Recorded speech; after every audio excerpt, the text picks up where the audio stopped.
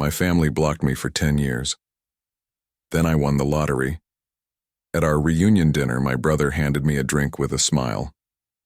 The waitress accidentally bumped the table and swapped our glasses. I saw the blue powder in his drink. I stood up, took the waitress's hand, and told them something that made them froze. I'm glad to have you here. Follow this story until the end and comment the city you're watching from, so I can see how far my story has reached.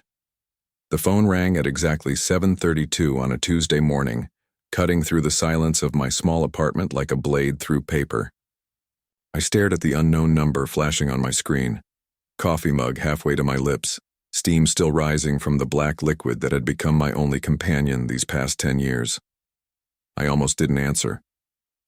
After a decade of silence from my family, unexpected calls usually meant bad news or bill collectors, but something about the persistence of the ring, the way it seemed to demand attention rather than simply request it, made me reach for the phone.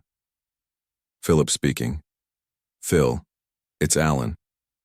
The coffee mug slipped from my fingers, hitting the linoleum floor with a sharp crack that seemed to echo through my entire body. Alan, my brother.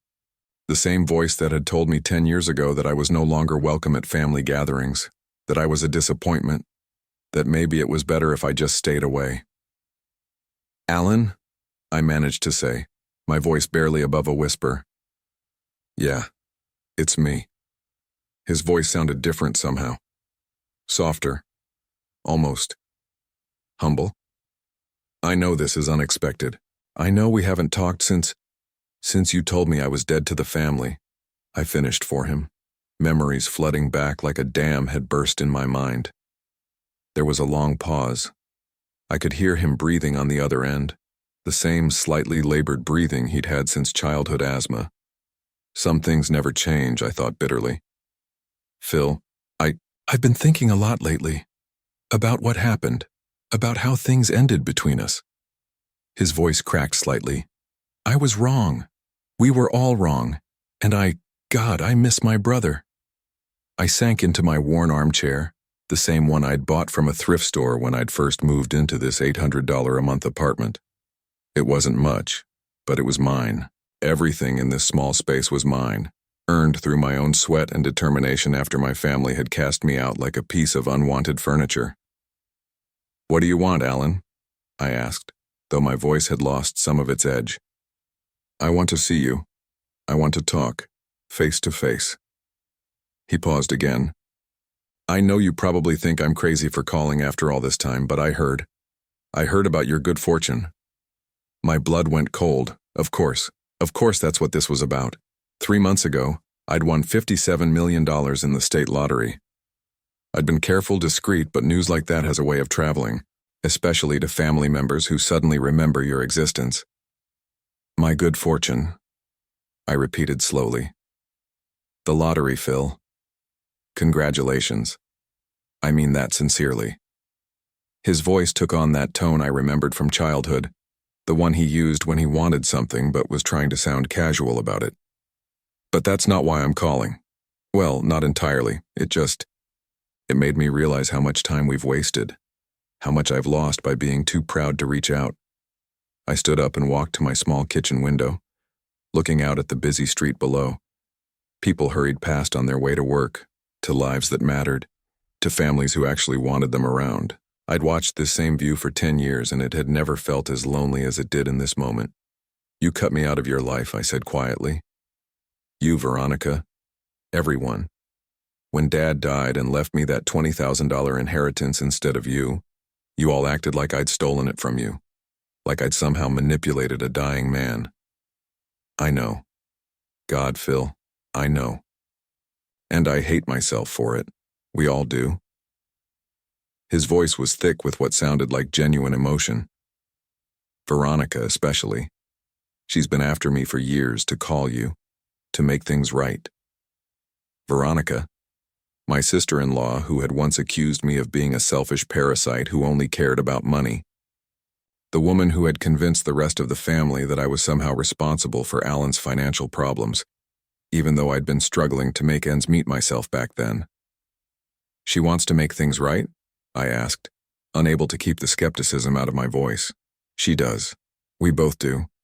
Phil, we've had 10 years to think about what we lost. What we threw away because of pride and stupidity. Alan's voice grew more urgent. I don't care about money anymore. I don't care about inheritances or who got what. I just want my brother back. I closed my eyes, feeling the weight of 10 years of loneliness pressing down on me like a physical thing. 10 years of birthdays spent alone. 10 years of holidays with just me and whatever takeout restaurant was open. 10 years of accomplishments with no one to share them with, and failures with no one to comfort me through them. I don't know, Alan, I said finally. I don't know if I can trust this.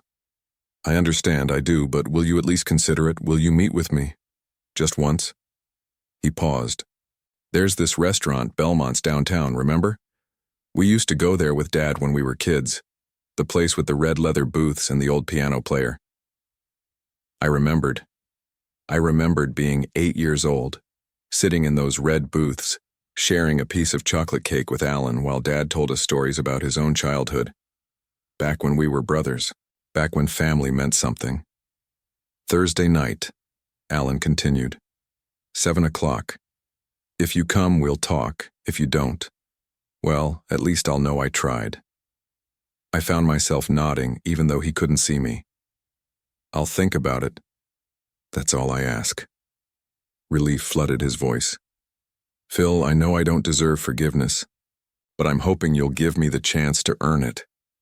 After we hung up, I sat in my apartment for hours, staring at the phone in my hands. Outside, the city continued its relentless pace, but inside my small space, time seemed suspended. I thought about that little boy who used to look up to his older brother, who used to believe that family was forever. I thought about the man I'd become, successful in my own quiet way, financially secure for the first time in my life, but still carrying the wound of rejection that had never quite healed. I thought about the way Alan's voice had sounded. Different. Older, maybe. Sadder. Could people really change? Could 10 years of separation make someone realize what they'd lost? By Wednesday evening, I'd made up my mind. I would go to Belmont's. I would sit in one of those red leather booths and listen to what Alan had to say. Maybe it was foolish. Maybe I was setting myself up for another heartbreak. But the alternative was spending the rest of my life wondering what might have been. I chose my clothes carefully. Nothing too expensive that might remind him of the lottery money, but nothing too shabby either. A simple navy shirt, dark jeans, my old leather jacket that I'd had since before our falling out. I wanted to look like the brother he remembered, not the wealthy stranger I'd become.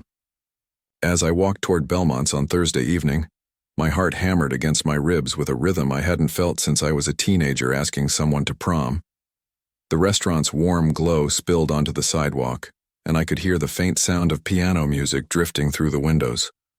Some things, at least, remained the same. I paused at the entrance, my hand on the brass handle that had been polished smooth by thousands of hands over the decades. This was it.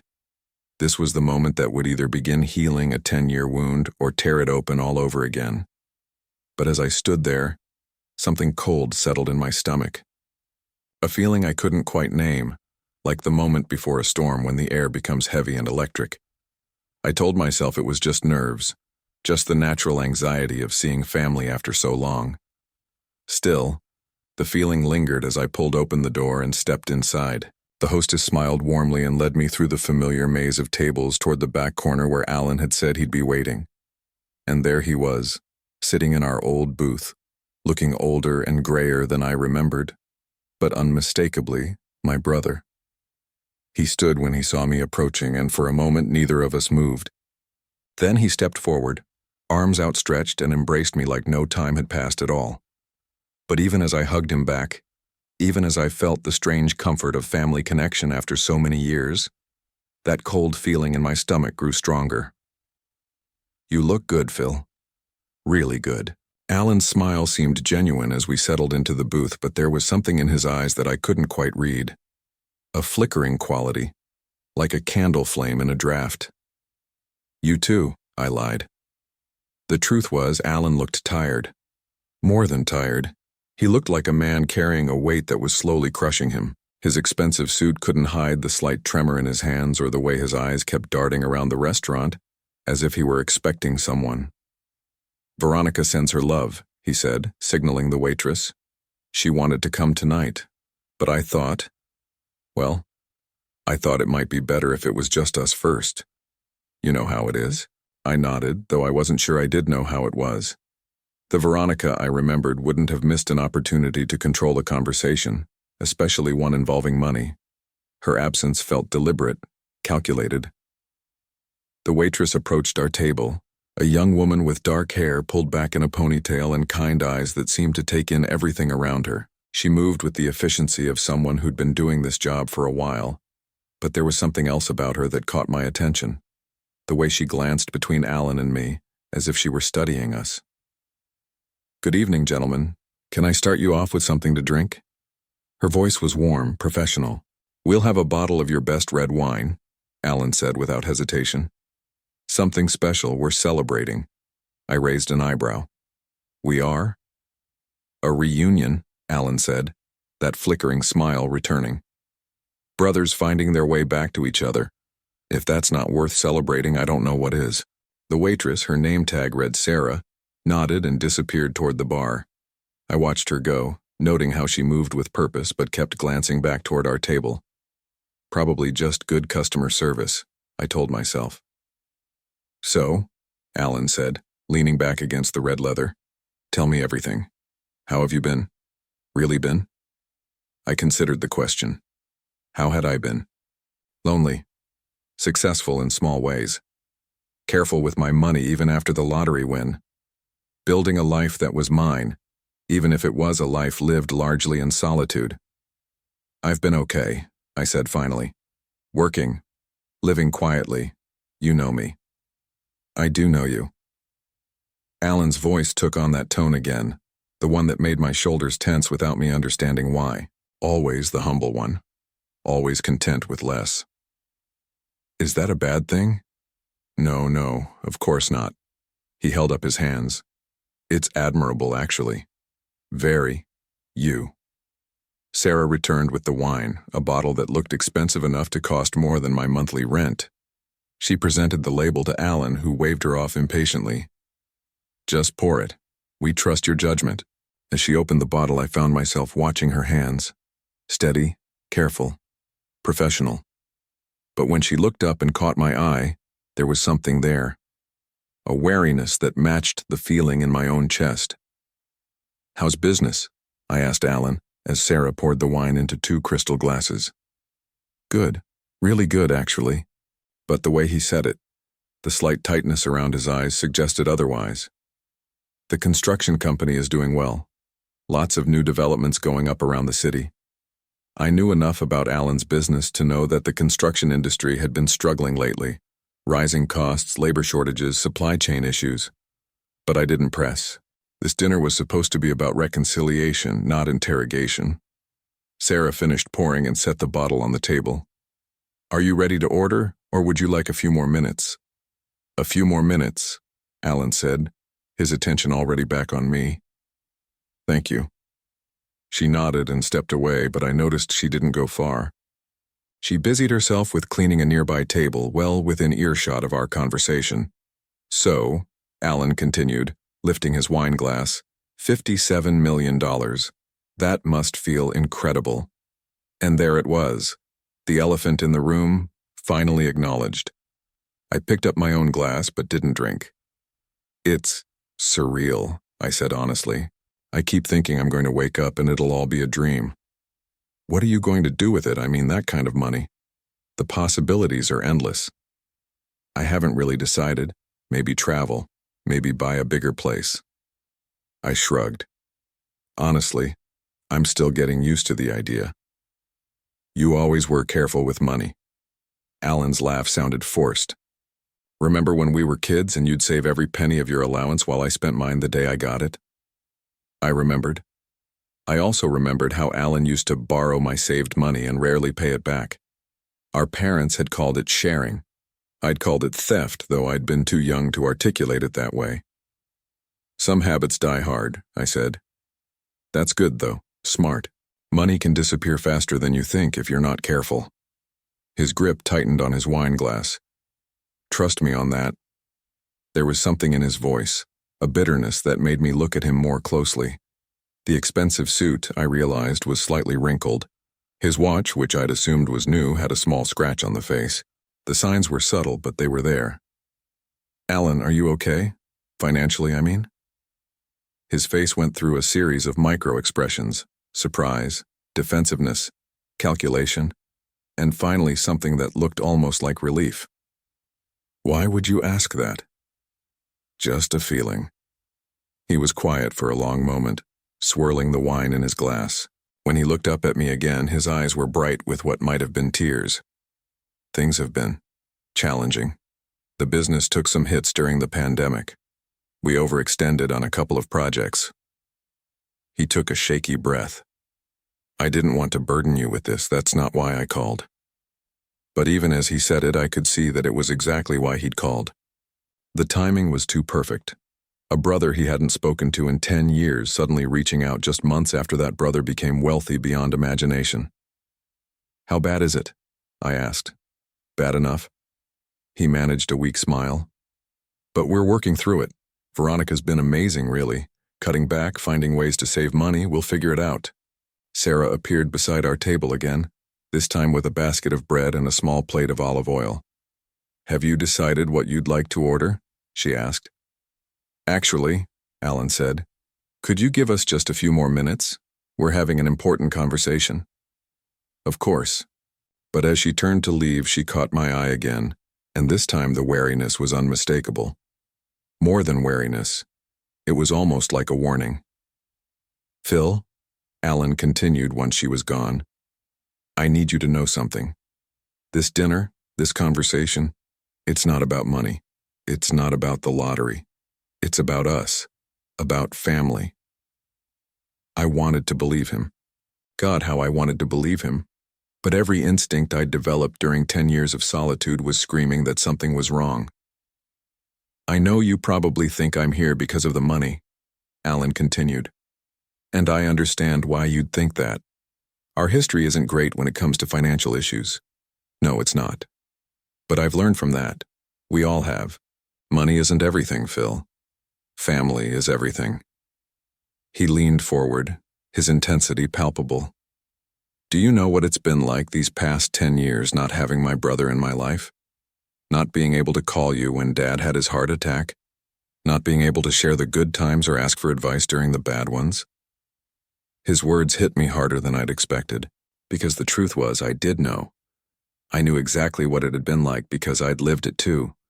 Every birthday, every holiday, every milestone, all of them marked by the absence of family. I've missed you, I said quietly. More than I wanted to admit.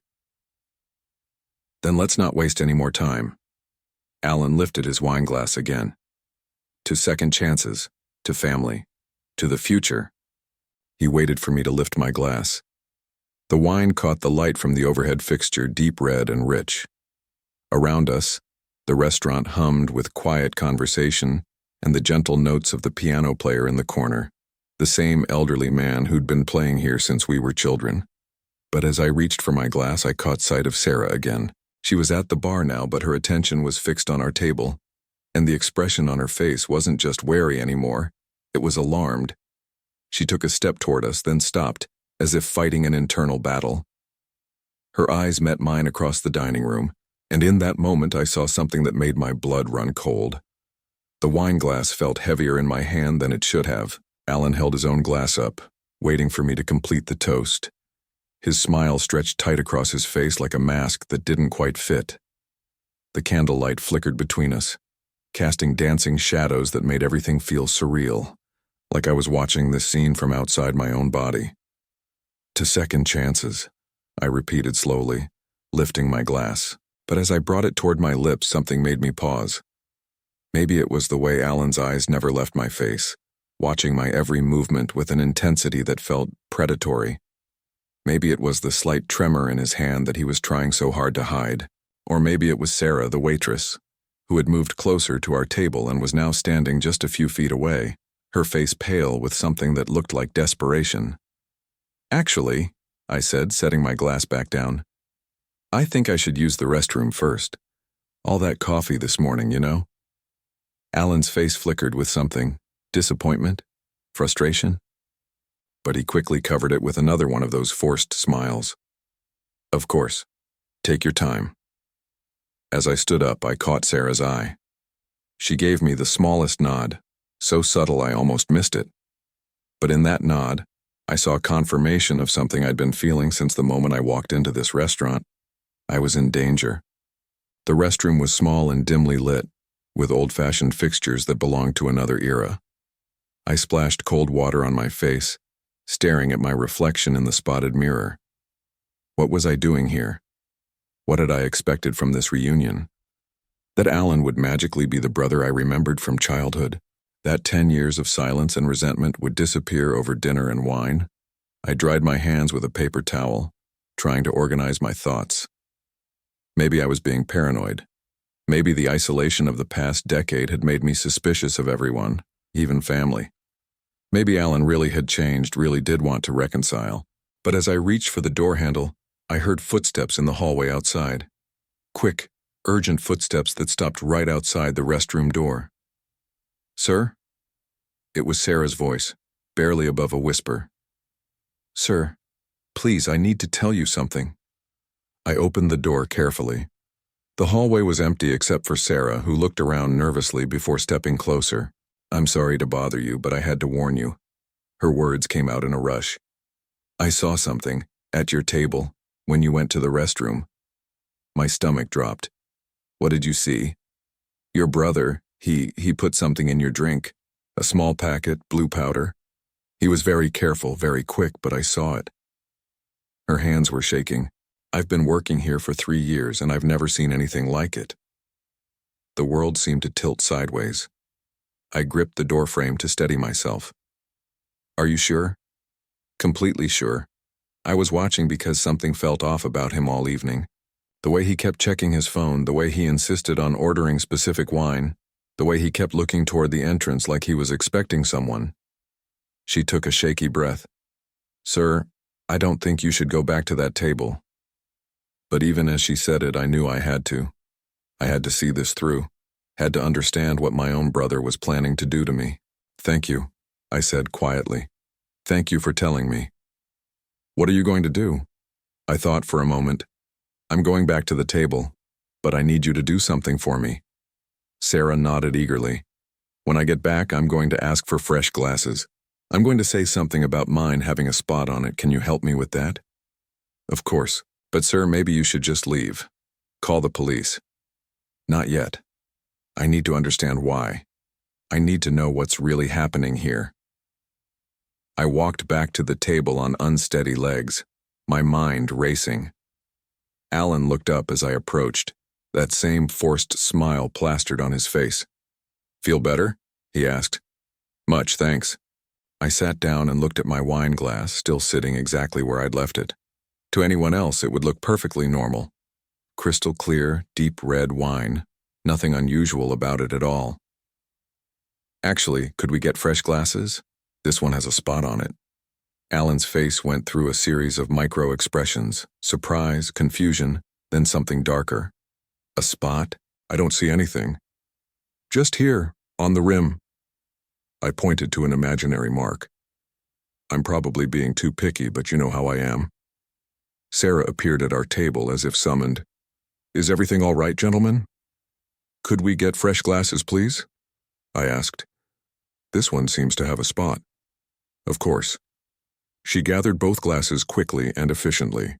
"I'll be right back with clean ones." As she walked away, Alan watched her go with an expression I couldn't quite read. When he turned back to me, his smile was gone. "You always were particular about things like that," he said. But his voice had changed. The warmth was gone, replaced by something cold and calculating. "Some habits die hard," I replied, echoing his words from earlier. Sarah returned with fresh glasses and poured new wine from the bottle. As she worked, I noticed she was being extremely careful, making sure each glass was filled from the same source, eliminating any possibility of contamination. "There you go," she said, setting the glasses down. "Fresh and clean." "Thank you," I said, catching her eye. "You've been wonderful tonight." She gave me another subtle nod and stepped away. Alan picked up his new glass immediately. "Now, where were we? Oh yes, our toast." But as he lifted the glass toward his lips, I noticed something that made my heart race. His hand was shaking more noticeably now, and there was sweat beading on his forehead despite the restaurant's comfortable temperature. "Alan," I said carefully, "are you feeling all right? You look a little pale." "I'm fine," he said quickly. "Just excited about our reunion, it's been so long." But he wasn't fine. As I watched him, I could see the signs of someone under enormous stress. The way his eyes kept darting around the restaurant, the way he kept checking his phone, the way his free hand was clenched into a fist on the table. "Tell me about Veronica," I said suddenly. "How is she really doing?" She's good. Great, actually." But the way he said it suggested otherwise. "She's been working hard, supporting the business. She's amazing, really." "Is she here tonight, in the restaurant, I mean?" The question seemed to catch him off guard. "Here? No, of course not. Why would you ask that?" "Just wondering. You keep checking your phone like you're expecting a call." Alan set his phone face down on the table with more force than necessary. "I'm not expecting anything. I'm here with my brother, focusing on our conversation." But even as he said it, the phone buzzed with a text message. Alan glanced at it quickly, then back at me, his face now openly troubled. "Everything okay?" I asked. "Fine, everything's fine." He lifted his wine glass again. "Come on, Phil, let's have that toast, to family, to the future." This time, I lifted my glass as well. But as we brought them together in the traditional clink of crystal against crystal, something happened that changed everything. Sarah appeared beside our table again, this time carrying a tray with what looked like a complimentary appetizer. But as she approached, she seemed to stumble slightly, bumping into the table just as our glasses met. In the confusion of the moment, our glasses jostled together, wine sloshing between them. Sarah steadied herself quickly, apologizing profusely, but in those few seconds of chaos something had happened. Our glasses had somehow switched positions. "I'm so sorry," Sarah said, her voice filled with genuine distress. "How clumsy of me. Let me get you fresh drinks." "No need," Alan said quickly, too quickly. "No harm done." But his eyes were fixed on the glasses, and I could see him trying to figure out which was which.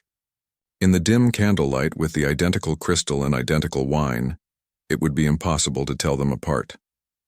"Actually," I said, reaching for the glass closest to me, "I think we're fine. Right, Alan?" He nodded slowly, his face pale now, sweat more visible on his forehead. "Right, we're fine."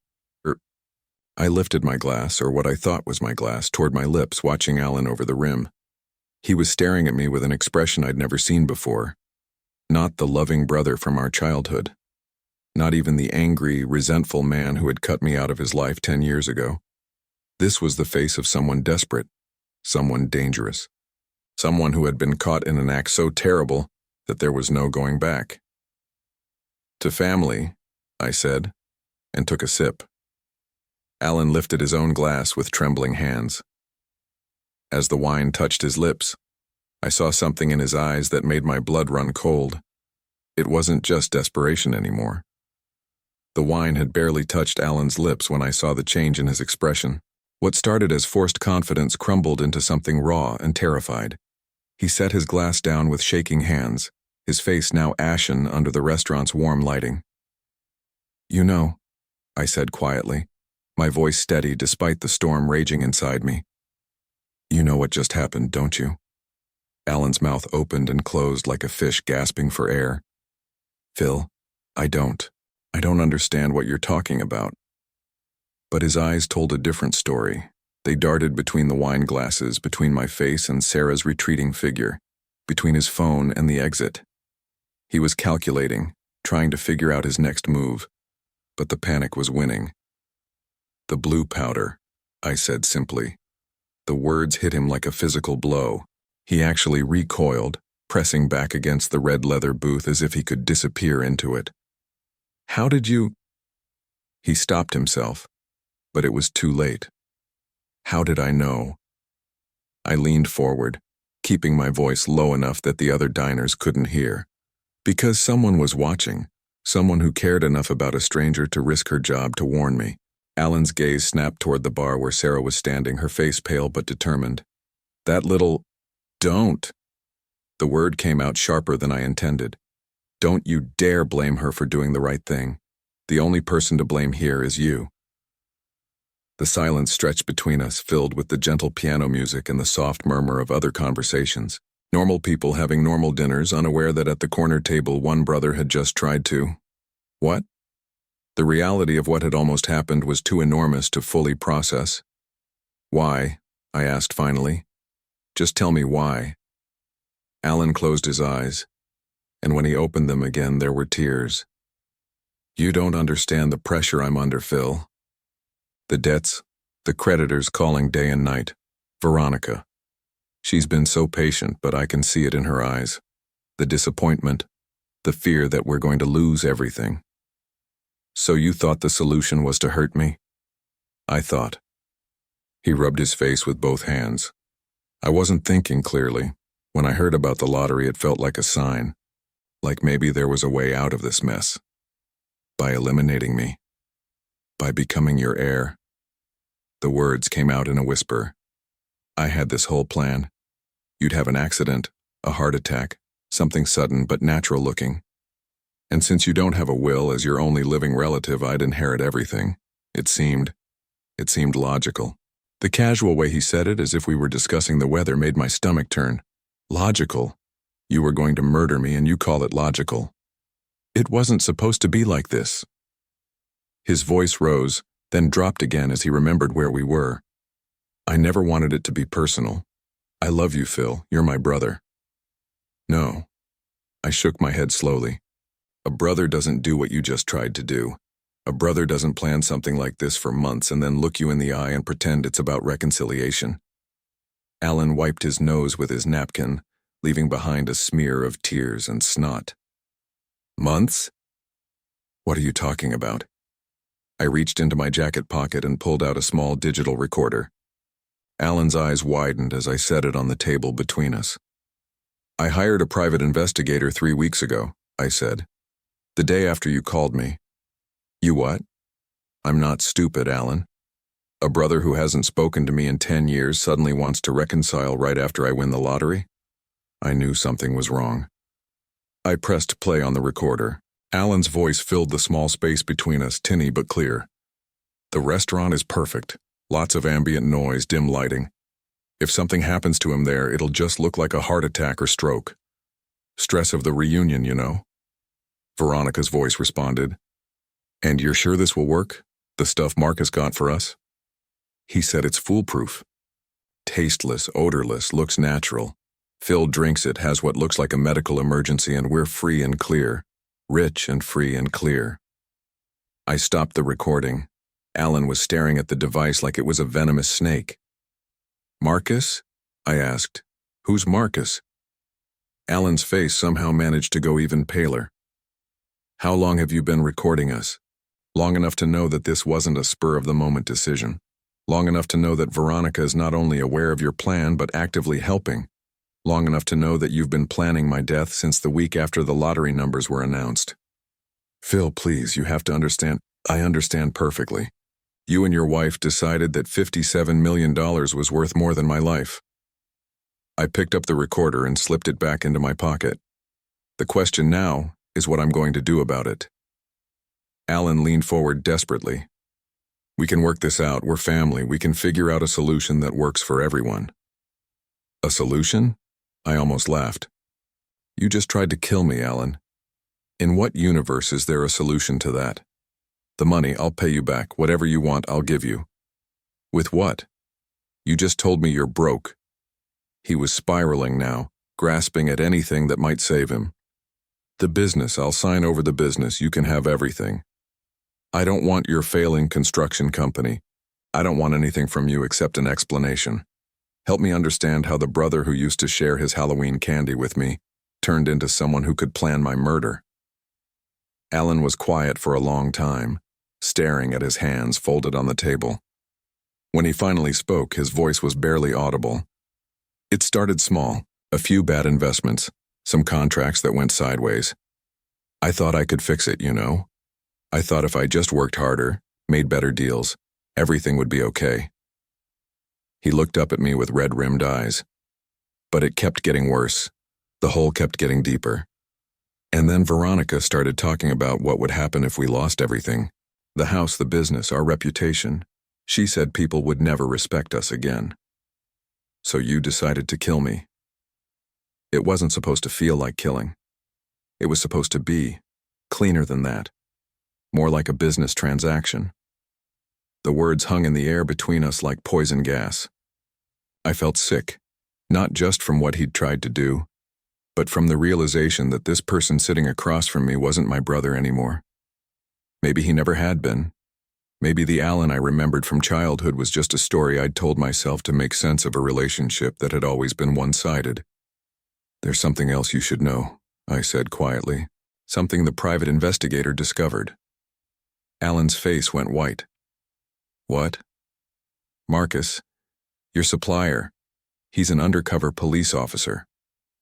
The glass slipped from Alan's hand, hitting the table with a sharp crack that drew stares from nearby diners. Wine spread across the white tablecloth like blood. "That's impossible. The entire operation has been under surveillance for months.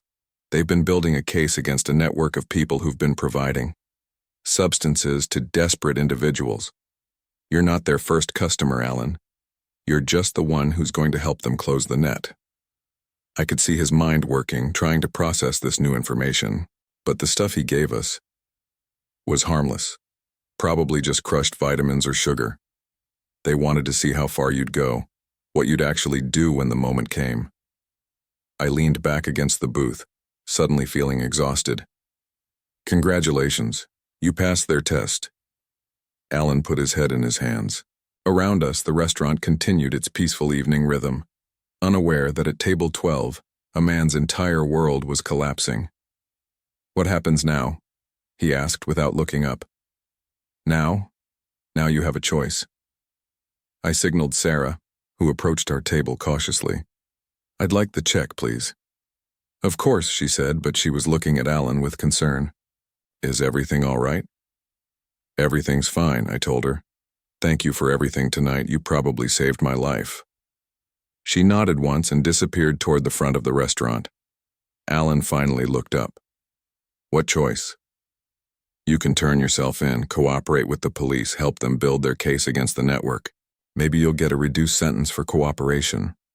Or I call Detective Morrison right now and you try to run. But I should mention that there are 2 officers in the parking lot who've been watching this restaurant all evening, and 1 more at the back exit." I pulled out my phone. "Your choice, Alan, but either way, this ends tonight." His shoulders sagged as the fight went out of him completely. "Will you visit me? In prison?" I considered the question seriously. "I don't know. Maybe someday. When I've figured out how to forgive you for being willing to watch me die." I wouldn't have watched. I would have left before. "Don't." I stood up, dropping cash on the table to cover the bill. "Just don't. You've said enough." As I turned to leave, Alan called my name one last time. "Phil, I really did miss you." That part wasn't a lie. I stopped but didn't turn around. The sad thing is, I believe you. But missing someone and loving someone are 2 different things. If you'd loved me, none of this would have happened. I walked out of Belmont's without looking back, leaving Alan sitting alone in the red leather booth where we'd shared so many childhood memories. As I stepped into the cool night air, I saw Sarah waiting by the front door. "Thank you," I said simply. "I'm just glad you're okay." She hesitated. "What will happen to him?" "He'll face the consequences of his choices. We all do, eventually." She nodded, then surprised me by extending her hand. "I'm Sarah, by the way. Sarah Chen." "Philip Hayes," I said, shaking her hand. "And I owe you a debt I can never repay. Buy me coffee sometime." she said with a small smile. We'll call it even. As I walked to my car, I realized that in the span of one evening, I'd lost a brother and possibly gained something else entirely. The night air was crisp and clean, and for the first time in 10 years, I felt truly free.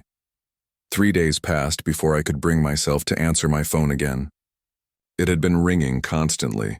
Reporters who'd somehow gotten hold of the story, distant relatives suddenly concerned about my well-being, and several calls from numbers I didn't recognize. But it was Detective Morrison's call that I finally accepted. Mr. Hayes, I wanted to update you on the situation with your brother. I was sitting in my apartment staring out at the same street view I'd looked at for 10 years, but everything felt different now. The world seemed sharper, more real, as if a fog I hadn't realized was there had finally lifted. How is he? I asked, surprising myself with the question. He's cooperating fully. Signed a confession yesterday and has been providing information about the network. Marcus, the undercover officer, said he's never seen someone so eager to help with an investigation. That sounds like Alan. He always did better when someone else was making the decisions. Detective Morrison was quiet for a moment. Mr. Hayes, can I ask you something? Off the record? Sure.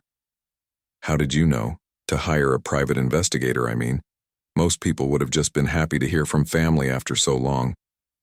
I thought about the question. 10 years ago, when our father died, Alan accused me of manipulating the will. He said I'd somehow convinced a dying man to change his inheritance. The accusation hurt, but what hurt more was realizing that Alan truly believed I was capable of that kind of deception. I paused, watching a woman walk her dog on the sidewalk below. When he called about the lottery money, I heard that same tone in his voice. That same assumption that I was someone who could be manipulated or who would manipulate others. I realized he'd never really known me at all. So you protected yourself. I protected myself, and it turned out I was right to. After hanging up with Detective Morrison, I found myself thinking about Veronica. The recording had captured her voice clearly. Her eager participation in planning what they'd thought would be my death. I wondered if she was sleeping at night, if she felt any remorse, or if she was simply angry that their plan had failed. My phone buzzed with a text message from an unknown number. Coffee tomorrow? The offer still stands. Sarah. I stared at the message for a long time before responding. Yes. Where and when? Her reply came quickly. Cafe Luna downtown. 10 a.m.? The one with the terrible coffee but great conversation. I smiled despite everything. See you there. That night I called my financial advisor and told him I wanted to make some changes to my lottery winnings. Not dramatic changes, but meaningful ones. I'd been sitting on most of the money, unsure what to do with an amount so large it seemed abstract.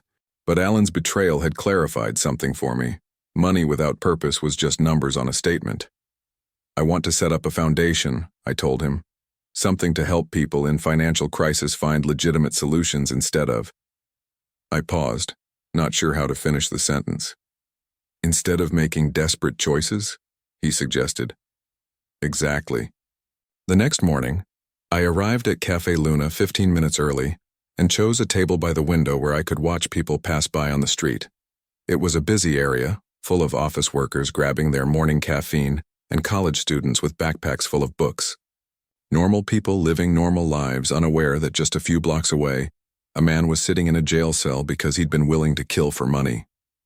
Sarah arrived exactly on time, wearing jeans and a soft blue sweater that made her eyes look even kinder than they had in the restaurant lighting. She ordered black coffee and a blueberry muffin, while I stuck with just coffee. How are you holding up? She asked once we were settled. Better than I expected, honestly.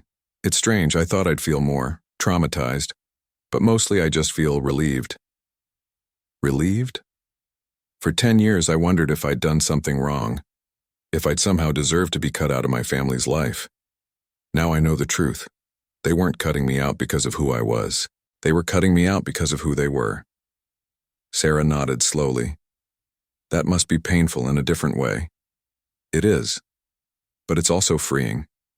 I spent a decade trying to figure out how to be worthy of their love again. Now I realize their love was never really mine to lose. We sat in comfortable silence for a moment, watching the city wake up around us. Finally, Sarah spoke again. Can I tell you something? About that night at the restaurant? Of course. I almost didn't say anything. When I saw what your brother was doing, my first instinct was to mind my own business. It's not my job to get involved in customers' personal lives. She took a sip of her coffee and made a face.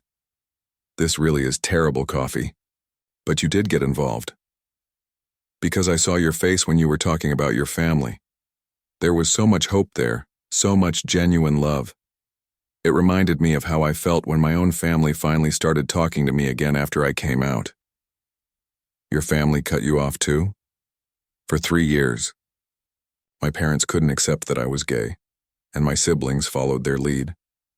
When they finally reached out, I was so desperate to reconnect that I would have done anything they asked. She smiled sadly.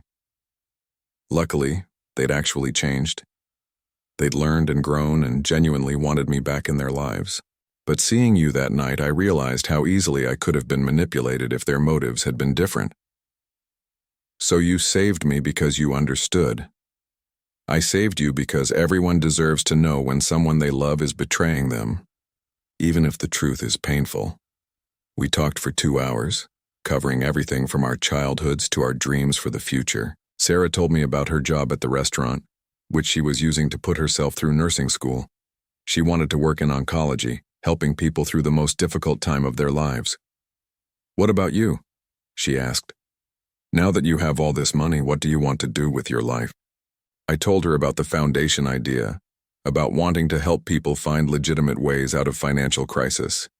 As I spoke, I saw something light up in her eyes. That's incredible. Do you know how many people get trapped in cycles of debt and desperation because they don't know where to turn for help? You sound like you speak from experience. My parents nearly lost our house when I was in high school. Dad had been laid off, Mom was working 3 part-time jobs, and they were too proud to ask for help.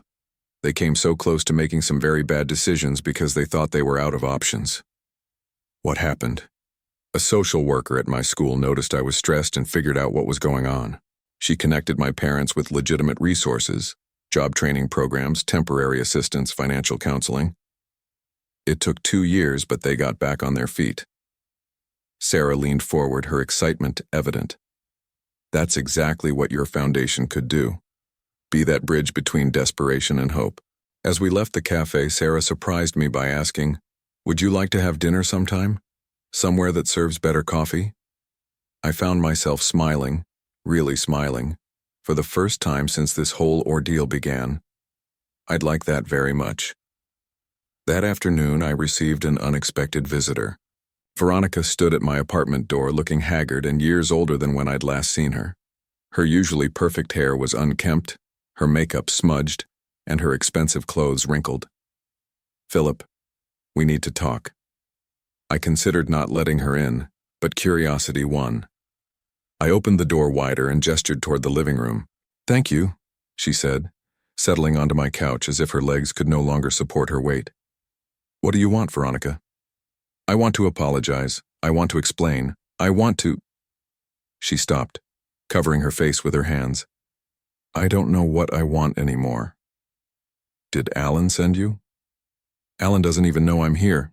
He's not speaking to me right now. He blames me for pushing him into this."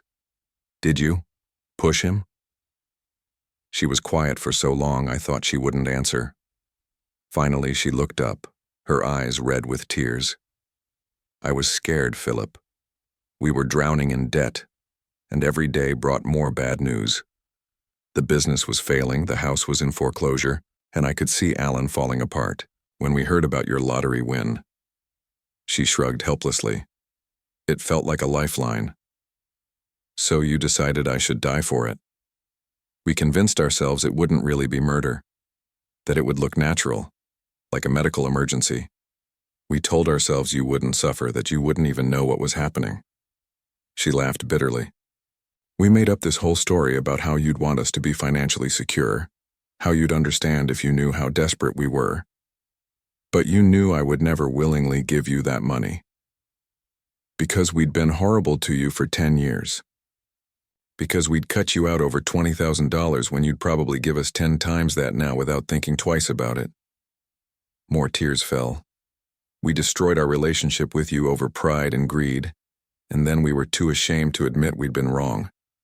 I sat down across from her, studying this woman who had once been family. What do you want from me now, Veronica? Forgiveness, I suppose, though I know I don't deserve it. You're right. You don't deserve it. But maybe someday I'll be able to forgive you anyway.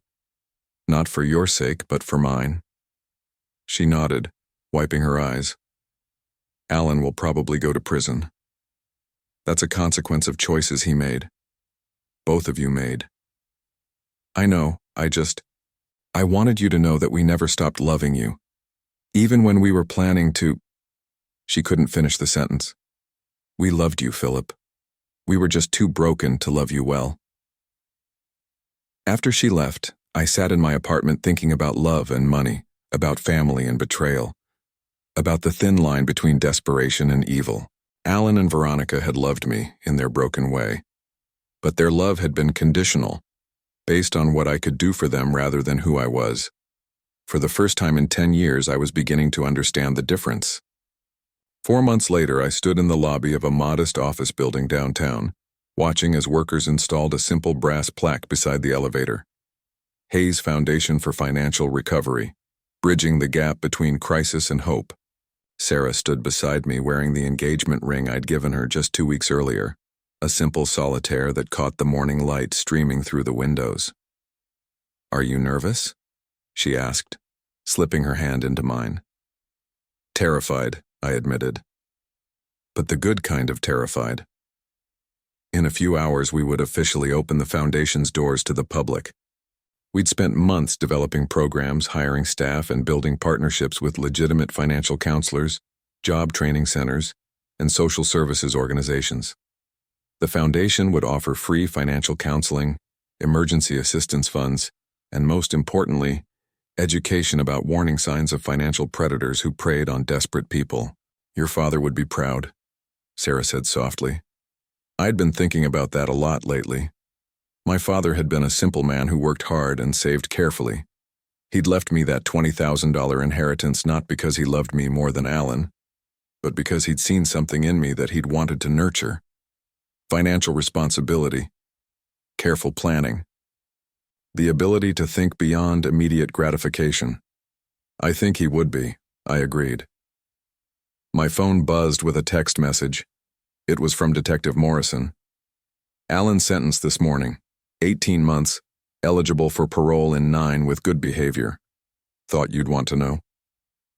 I showed the message to Sarah. She read it and squeezed my hand. How do you feel about that? Honestly, relieved. I was worried he'd get a much longer sentence, and despite everything, I didn't want him to spend years in prison. Have you thought about visiting him? I have. I'm not ready yet, but maybe someday. When I can look at him and see my brother instead of the man who tried to kill me. The elevator doors opened and our first appointment stepped out. A young woman about Sarah's age, holding a folder full of papers and looking like she was carrying the weight of the world on her shoulders. This was exactly why we'd started the foundation. To help people like her find legitimate solutions before desperation drove them to make dangerous choices. Sarah and I exchanged glances. Ready? She asked. Ready. The first few months of running the foundation taught me more about human nature than I'd learned in 50 years of living. We saw people from all walks of life, construction workers who'd been injured on the job, single mothers struggling to afford childcare, elderly people on fixed incomes facing unexpected medical bills, young adults drowning in student loan debt. What struck me most was how often people apologized for needing help. They'd come into our office embarrassed, ashamed, convinced that their financial struggles were a moral failing rather than a circumstance that could happen to anyone.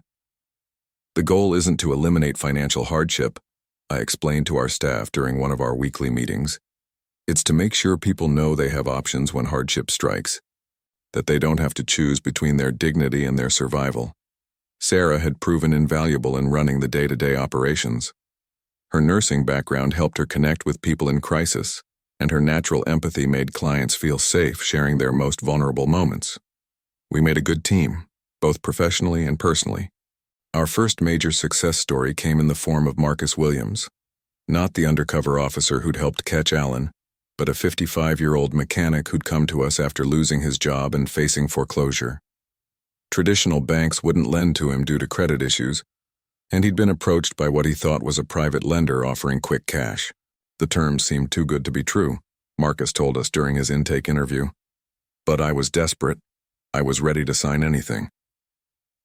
Our financial counselor reviewed the loan documents Marcus had brought with him and immediately identified them as predatory. The interest rates were astronomical, the fees hidden in fine print, and the collateral requirements would have left Marcus worse off than when he started. Instead, we connected Marcus with a legitimate credit union, helped him restructure his existing debts, and provided temporary assistance while he found new employment. 6 months later, he was back on his feet and had even started volunteering at the foundation on weekends.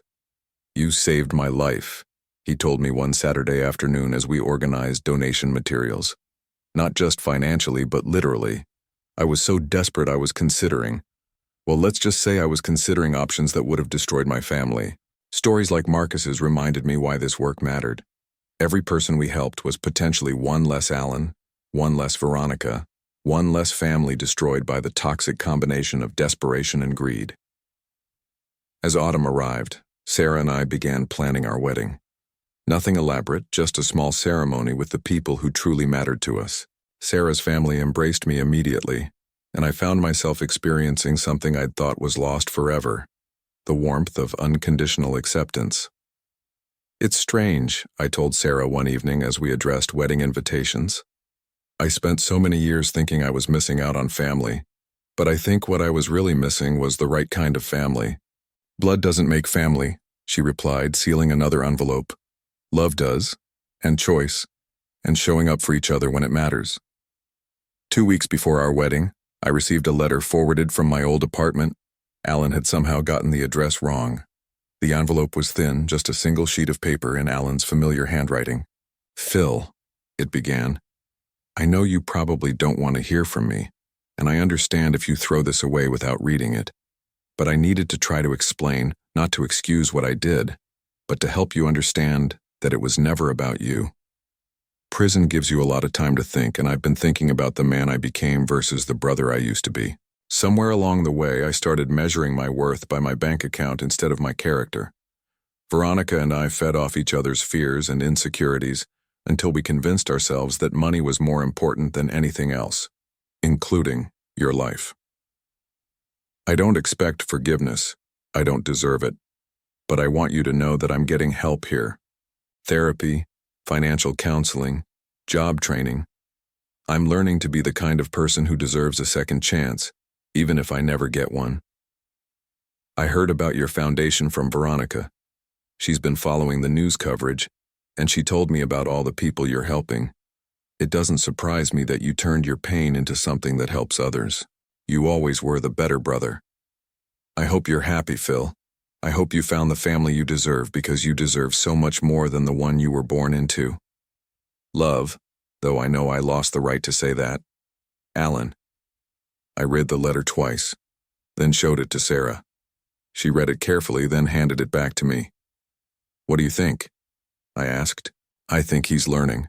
Whether he's truly changed or just saying what he thinks you want to hear, I don't know. But he's taking responsibility, which is more than a lot of people do." "Should I write back?" "Not yet. Maybe not ever. That's entirely up to you, and there's no wrong choice."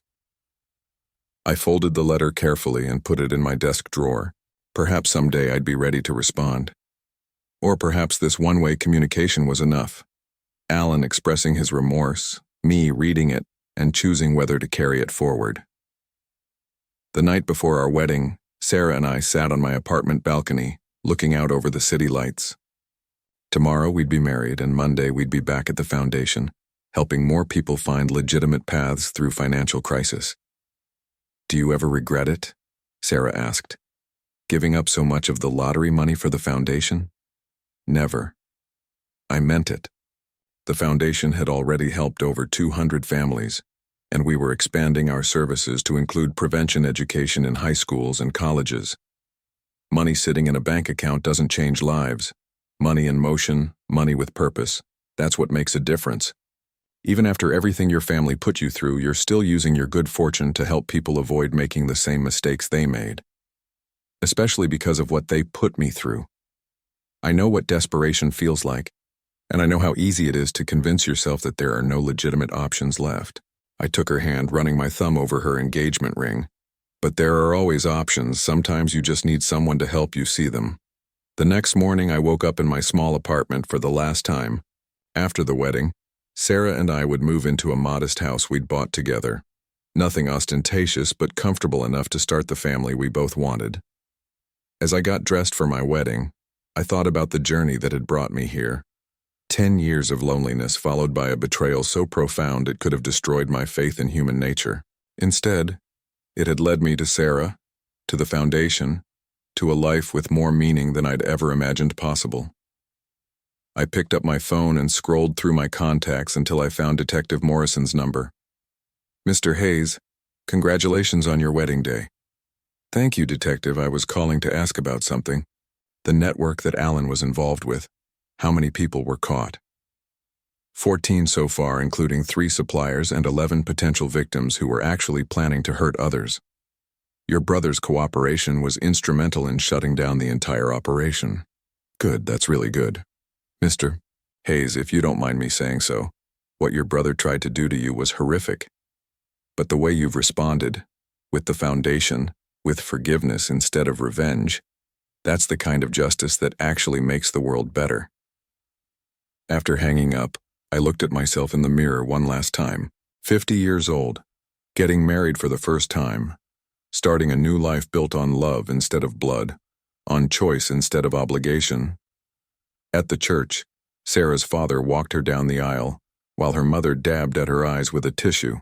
My side of the church was filled with friends from the foundation, colleagues from my old job, and neighbors who'd become family over the years. A chosen family, built on mutual respect and genuine affection. As Sarah and I exchanged vows, promising to love and support each other through whatever life brought our way, I thought about Alan sitting in his prison cell. I hoped he was getting the help he needed. I hoped he would find a way to build a life worth living when he got out. But mostly, I hoped he would understand that forgiveness wasn't something I could give him. It was something he would have to give himself. The reception was held in the church fellowship hall, decorated with simple flowers and filled with the sound of genuine laughter. As Sarah and I had our first dance, I felt a peace I'd never experienced before. This was what family was supposed to feel like: safe, supportive, unconditionally loving. Later that evening, as we drove away from the reception toward our honeymoon, Sarah took my hand. "Any regrets?" she asked with a smile. I thought about the question seriously. Regrets about my family? About the 10 years of isolation? About the brother who'd tried to kill me for money? "None," I said, and meant every word. Every painful step led me here, to you, to this life. I wouldn't change any of it.